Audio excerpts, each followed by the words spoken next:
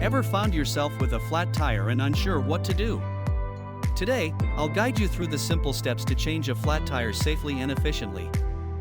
First, pull over to a secure location, away from traffic. Turn on your hazard lights to alert other drivers. Always remember, safety comes first. You'll need a few key tools: a jack, a lug wrench, and of course, your spare tire. These are usually found in your car's trunk.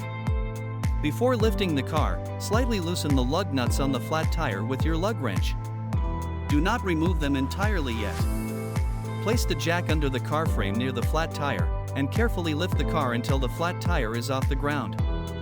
Now, fully remove the loosened lug nuts and take off the flat tire. Lift the spare tire onto the wheel studs. Secure it by hand tightening the lug nuts. Lower the car back to the ground. Once the car is stable, fully tighten the lug nuts in a crisscross pattern to ensure the tire is evenly secured. Place the flat tire in your trunk. You'll need to get it repaired or replaced as soon as possible. And that's it. You've successfully changed your tire.